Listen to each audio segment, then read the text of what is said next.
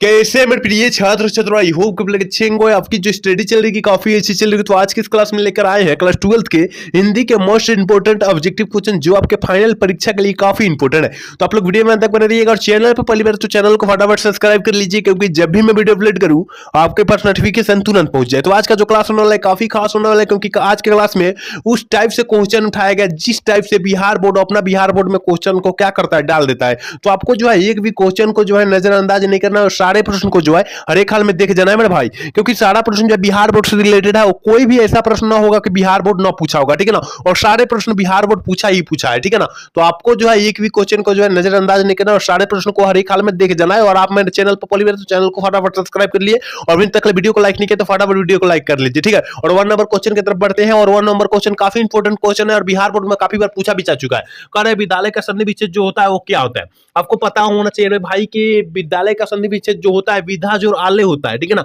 विधा जोड़ आले होता है, ऑप्शन जो हो जाएगा हम लोग भी टिक कर देंगे, ठीक है ना। याद रखिएगा कि थोड़ी सी भी आकार पर भी हिंदी में आकार हर्षई पर भी आप लोग देखिएगा, ध्यान दीजिएगा, क्योंकि उस पर ही हिंदी में उस पर ही नंबर काटता है, ठीक है ना। तो आपको वहां थोड़ी सी देखना होगा, ठीक है।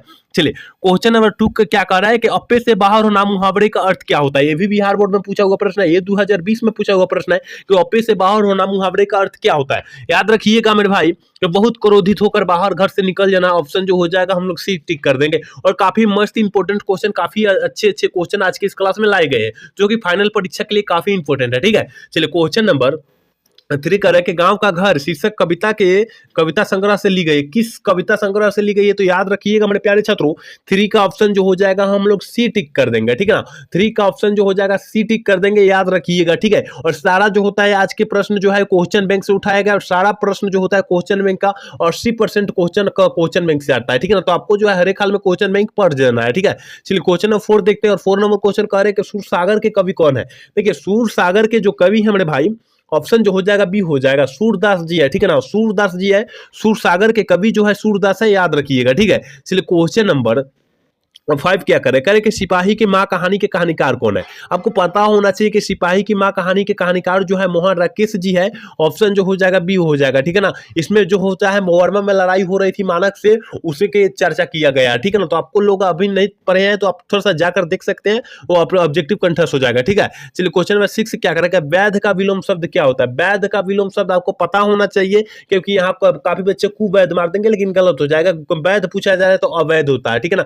वैध का विलोम शब्द यानी उल्टा शब्द, विलोम शब्द का मतलब क्या होता है, उल्टा शब्द होता है। और उल्टा शब्द क्या हो जाएगा, अवैध हो जाएगा। ऑप्शन जो हो जाएगा 6 का ऑप्शन हम लोग भी टिक कर देंगे। याद रखिएगा सारा 2025 के परीक्षा के व्यू से काफी इंपोर्टेंट है, इसलिए आपको जो है प्रयास कीजिएगा कि एक भी क्वेश्चन को जो है नजरअंदाज मत करे, ठीक है। और सारे प्रश्न को जो है हर एक हाल में देख जाइएगा। चलिए क्वेश्चन नंबर 7 की तरफ बढ़ते हैं। और 7 नंबर क्वेश्चन काफी इंपोर्टेंट क्वेश्चन है, कह रहे कि नयन का संधि विच्छेद जो होता है वो क्या होता है। आपको पता होना चाहिए कि नयन का संधि विच्छेद जो होता है नेजोर ऑन होता है, ठीक है ना। नेजोर ऑन होता है, इसका मतलब ऑप्शन जो हो जाएगा 7 का ऑप्शन हम लोग ए टिक कर देंगे। क्या कर देंगे, 7 का ऑप्शन ए टिक कर देंगे, याद रखिएगा, ठीक है। चलिए 8 नंबर क्वेश्चन की तरफ बढ़ते हैं। और 8 नंबर क्वेश्चन कह रहे हैं ना, बातचीत शीर्षक के निबंधकार कौन है। बातचीत शीर्षक के निबंधकार जो है बालकृष्ण भट्ट है, याद रखिएगा। और बालकृष्ण भट्ट का पिता का नाम जो है बेनी प्रसाद भट्ट है, ठीक है ना। बेनी प्रसाद ये भी पूछता है, इसलिए जो भी स्टारा बतलाया जाएगा वो आप लोग नोटबुक पर लिख लीजिएगा या स्क्रीनशॉट मारकर रख लीजिएगा, ठीक है ना। और बालकृष्ण भट्ट के पिता का नाम क्या है, बेनी प्रसाद भट्ट, और माता का नाम प्रभावती देवी है, ठीक है ना।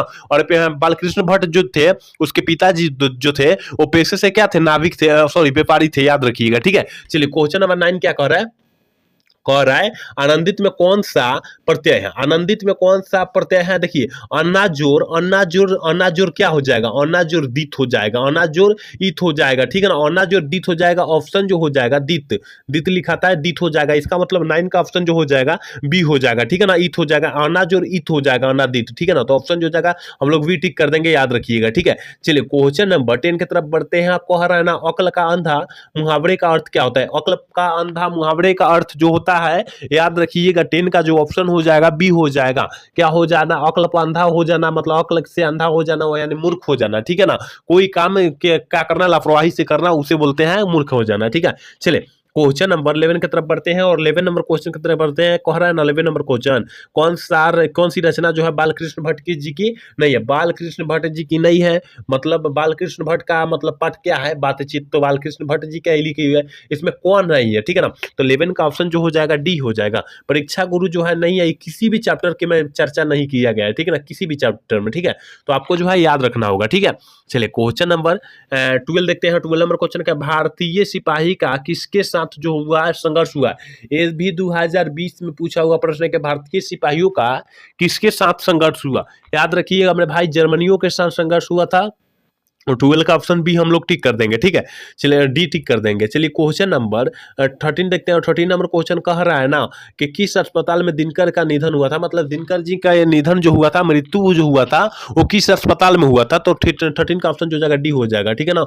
बिल्डिंग नर्सिंग होम में हुआ था, ऑप्शन जो हो जाएगा डी टिक कर देंगे। चलिए क्वेश्चन नंबर 40 की तरफ बढ़ते हैं। और 40 नंबर क्वेश्चन देखिए ना क्या कह रहा है। कह रहा है कि दिनकर को किस कृति पर भारतीय ज्ञानपीठ पुरस्कार जो हुआ था प्राप्त हुआ था, किस मतलब। तो याद रखिएगा 40 का ऑप्शन जो हो जाएगा बी हो जाएगा। उर्वशी के जो हो चाहे वो लिखे थे, यही पर मिला था, ठीक है।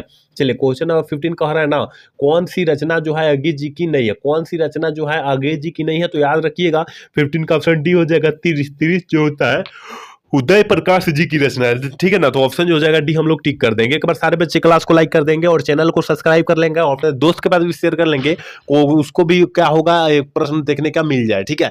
चलिए क्वेश्चन नंबर 16 क्या कर रहा है। करेक्ट, कौन सा निबंध भगत सिंह की लिखा हुआ नहीं है। भगत सिंह का जो हुआ है कौन सा निबंध जो है लिखा हुआ नहीं है। तो याद रखिएगा 16 का ऑप्शन जो जाएगा सी हो जाएगा, ठीक है। नवरात्र जो, ठीक है ना, भगत सिंह की लिखी हुई नहीं है। चलिए क्वेश्चन नंबर 17 देखते हैं। 17 नंबर क्वेश्चन का है कि तिनकठिया प्रथा संबंध है। तिनकठिया प्रथा जो है किस पर संबंध है। तो याद रखिएगा नील के खेती से संबंधित है, ऑप्शन जो हो जाएगा डी हो जाएगा, ठीक है।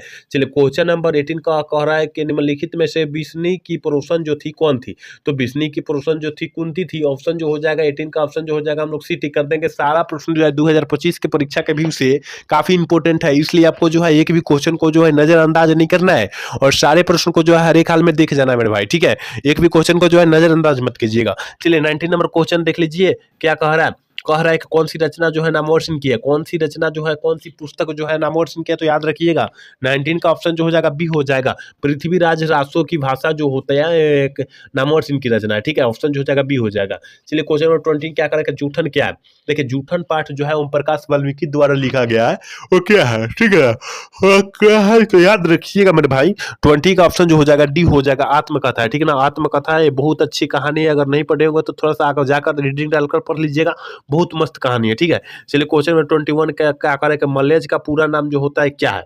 मलेज का जो पूरा नाम है 21 का ऑप्शन जो हो जाएगा बी हो जाएगा, ठीक है ना। ऑप्शन बी हो जाएगा। भरत जी श्रीवास्तव जो है मलेज जी का नाम है, मूल नाम, ठीक है। चलिए क्वेश्चन नंबर 22 क्या कह रहा है तिरिच पाठ में पिताजी की मृत्यु जो हुई है कैसे हुई थी। तो याद रखिएगा मैं मानसिक सदमे और अधिक रक्तस्राव से हो गई थी, ठीक है ना। यहाँ पर दे दिया तिरिच के काटने से, तो गलत हो जाएगा भाई, तिरिच के काटने से नहीं हुई थी, ठीक है ना। 22 का ऑप्शन जो हो जाएगा डी हो जाएगा, ठीक है। चलिए क्वेश्चन नंबर 23 क्या कह रहा है, कह रहे कि the cast and last freedom किसकी कृति है, किस लेखक की कृति है। तो याद रखिएगा 23 का ऑप्शन हम लोग ना सी टिक कर देंगे, ठीक है ना। जे कृष्णमूर्ति, ठीक है ना, जे कृष्णमूर्ति, इसका पूरा नाम जो होता है जिद्दू कृष्णमूर्ति, ठीक है। चलिए क्वेश्चन नंबर 24 देखते हैं। कह जैसी जी की रचना जो है क्या है, भाषा क्या है। तो याद रखिएगा मेरे भाई 24 का ऑप्शन जो हो जाएगा क्या हो जाएगा, ये हो जाएगा अवधि भाषा है, ठीक है। चलिए 25 की तरफ बढ़ते हैं। 25 नंबर क्वेश्चन की तरफ बढ़ते हैं। 25 नंबर क्वेश्चन क्या कर रहा है, कह रहे हैं ना वल्लभाचार्य से मिलने पूर्व सूर किस भाव के पद पर गाते हैं। कि मतलब सूर जो है किस भाव पर, मतलब सूर मतलब क्या होता है, वही सूरदास, ठीक है ना। सूरदास, सूर का मतलब सूरदास, ठीक है ना, सूरदास याद रखिएगा। इसका आधा नाम दे दिया है, ठीक है। तो किसके पद पर गाते थे। तो याद रखिएगा 25 का ऑप्शन जो हो जाएगा सी हो जाएगा। धन्य के मिलन पर गाते थे, ठीक है। चलिए क्वेश्चन में 26 क्या कर रहा है, कह रहा है ना कि इनमें से कौन सी रचना जो है तुलसीदास के तुलसी की है, तुलसी की है। जल्दी से जो है 26 का ऑप्शन बतला दीजिए, तो ऑप्शन जो हो जाएगा डी हो जाएगा, ठीक है। चलिए क्वेश्चन नंबर 27 देखते हैं। कह रहा है कि कहानी का अर्थ जो होता है वो क्या होता है। देखिए कहानी का जो अर्थ होता है मेरे भाई, वो होता है विश्वास और प्रतीत होता है, ठीक है ना। ऑप्शन डी हम लोग टिक कर देंगे।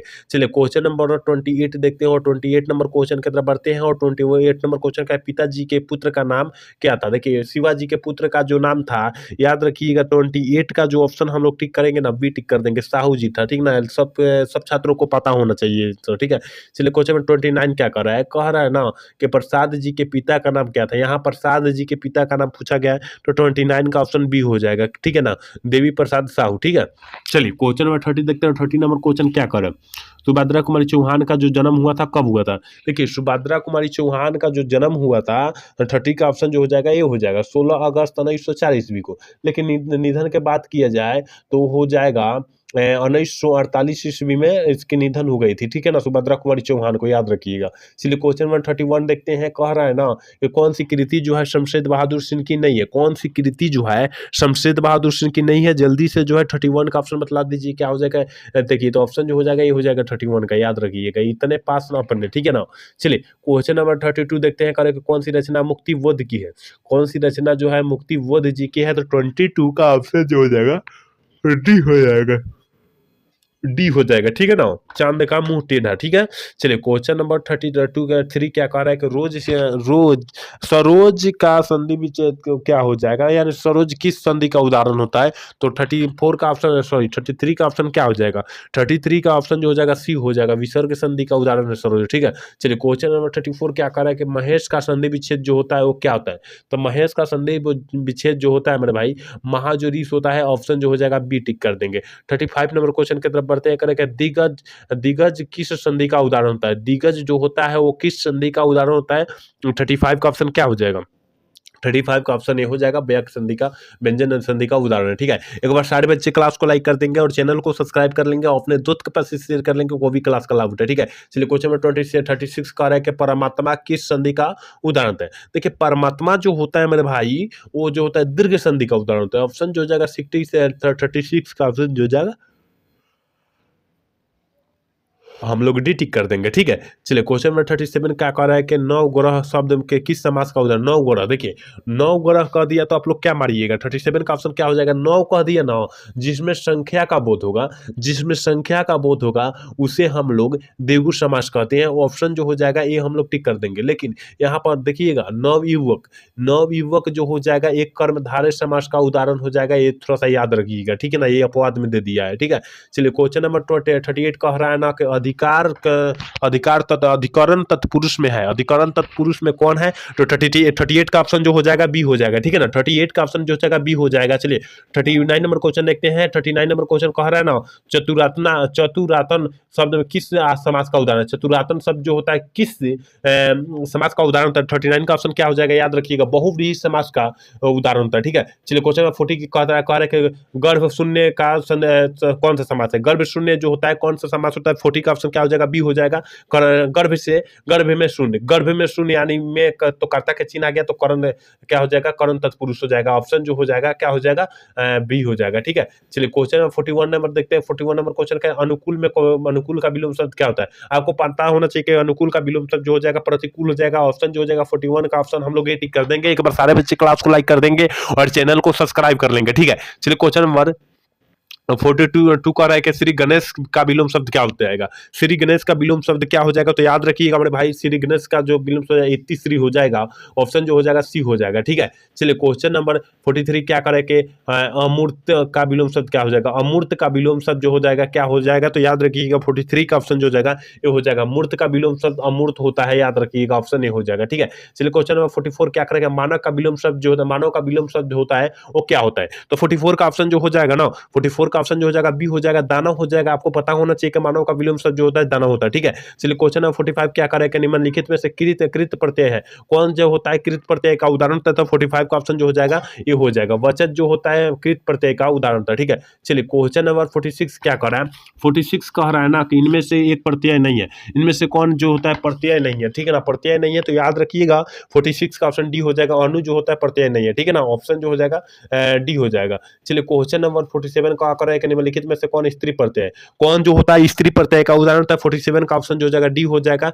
याचिका जो होता है, याचिका जो होता है लड़की का नाम होता है, इसका मतलब स्त्री प्रत्यय है, ठीक है। चलिए क्वेश्चन नंबर 48 क्या कह रहा है कि निम्नलिखित में से कौन रचना जो कौन सा शब्द जो प्रत्यय है, कौन सा प्रत्यय है, याद रखिएगा 48 का ऑप्शन हम लोग वी टिक करेंगे, ठीक है ना, पिक दान जो होता है प्रत्यय होता है, ठीक है। चलिए क्वेश्चन नंबर क्वेश्चन नंबर 49 कह रहा है कि वारिद का प्रवासी शब्द जो होता है वो क्या होता है। 49 का ऑप्शन जो हो जाएगा डी हो जाएगा, बादल होता है, याद रखिएगा, ठीक है ना। एक बार सारे बच्चे क्लास को लाइक कर देंगे और चैनल को सब्सक्राइब कर लेंगे ना, अपने दोस्त के पास भी शेयर कर लेंगे कि वो भी क्लास का लाभ उठाए, ठीक है। चलिए क्वेश्चन नंबर 50 क्या करें।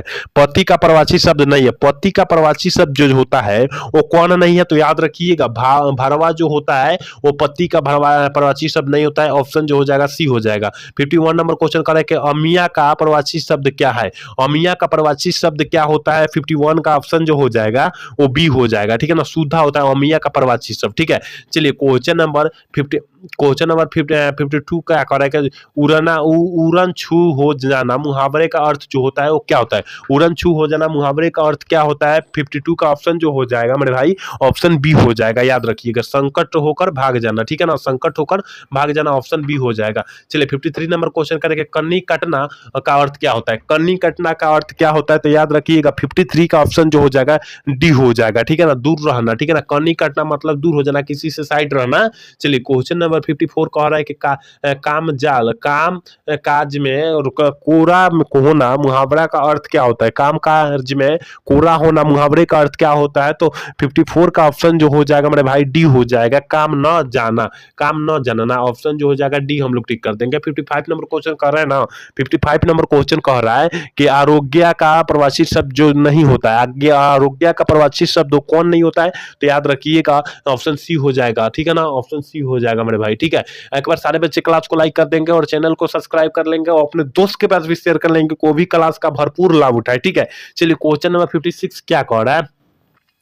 और तनु का प्रवासी शब्द जो होता है वो क्या होता है। अतनु बोल रहा है, ठीक है ना। अतनु का प्रवासी शब्द जो होता है वो क्या होता है, तो 56 का ऑप्शन जो हो जाएगा डी हो जाएगा, बसंत का होता है, ठीक है ना।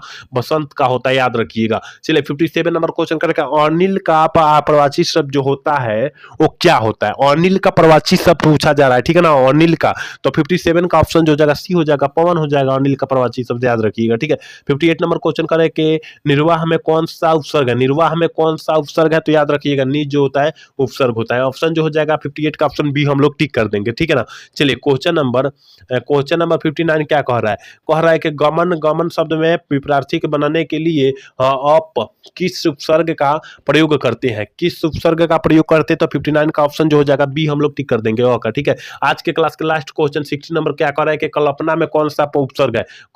संकल्प में जो होता है कौन सा प्रत्यय होता है, तो याद रखिएगा 60 का ऑप्शन जो जाएगा सी हो जाएगा, सम हो जाएगा, याद रखिएगा, ठीक है ना। तो यहाँ 60 क्वेश्चन काफी मस्त इंपोर्टेंट बतलाए हैं। उम्मीद करते हैं आप पूरा क्लास देखोगे तो समझ में आया होगा। अगर समझ में आया होगा तो चैनल को सब्सक्राइब और लाइक करना ना तो भूलिएगा। जय हिंद, जय भारत।